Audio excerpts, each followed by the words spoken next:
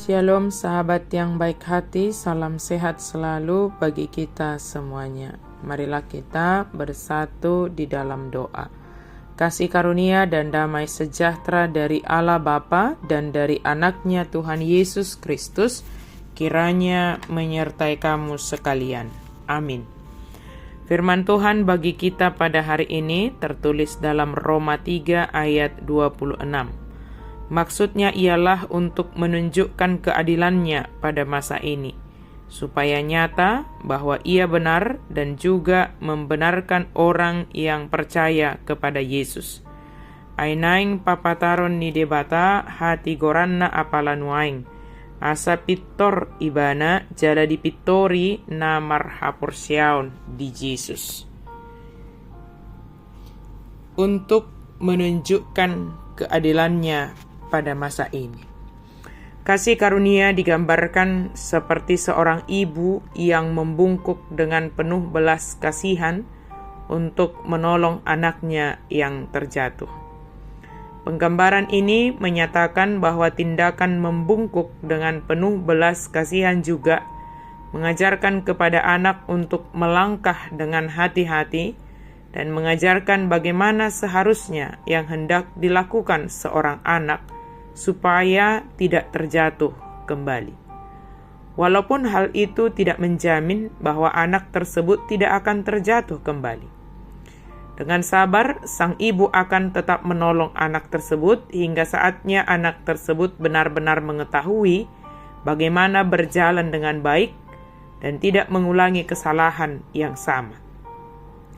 Posisi kita adalah seperti seorang anak yang terjatuh tersebut. Sebab manusia itu telah jatuh ke dalam dosa, yang dapat menyelamatkan manusia adalah hanya Allah saja.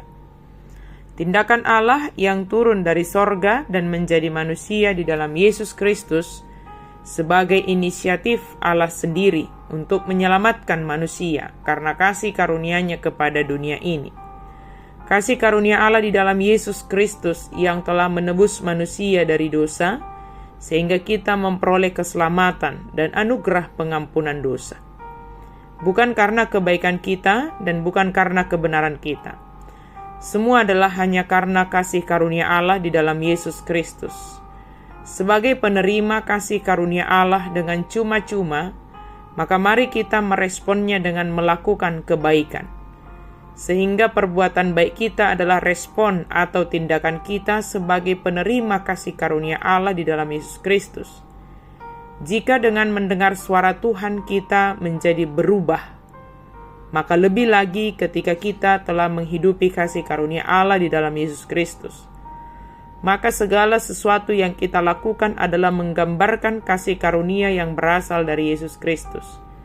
Yesus Kristus yang menjadi pendamaian antara manusia dengan Allah dan menganugerahkan damai sejahtera bagi orang percaya, supaya berdamai dan hidup dalam perdamaian dengan sesama. Yesus yang telah ditetapkan untuk menjadi jalan pendamaian bagi kita karena iman dan darah-Nya, maka marilah kita hidup dalam damai yang telah dianugerahkan bagi kita. Allah menunjukkan kasih dan keadilan-Nya dalam Yesus Kristus yang telah rela mati di kayu salib untuk menebus kita umat yang dikasihi-Nya. Seharusnya lah manusia yang berdosa menanggung hukuman karena dosa, tetapi karena kasih karunia dan keadilan-Nya nyata, darah Yesus tercurah untuk menebus kita. Sebagai orang yang telah ditebus dengan darah Kristus, marilah kita berdamai dan menjadi pembawa damai kepada sekitar kita. Keadilan itu nyata di dalam Yesus Kristus. Keadilan dan kasih karunia itu menjadi anugerah di dalam Yesus Kristus. Maka mari hidup di dalam damai sejahtera dan jadilah pembawa damai sejahtera. Dimanapun kita berada, apapun profesi kita, apapun bagian kita, marilah sadari bahwa kita telah ditebus dan kita telah menerima kasih karunia di dalam Yesus Kristus. Keadilan itu nyata dan hendaknya kita hadir membawa kasih dan keadilan yang dinyatakan bagi kita. Amin, mari kita berdoa. Terima kasih Tuhan untuk firman-Mu. Terima kasih karena keadilan-Mu dan juga kasih-Mu bagi kami, ya Allah.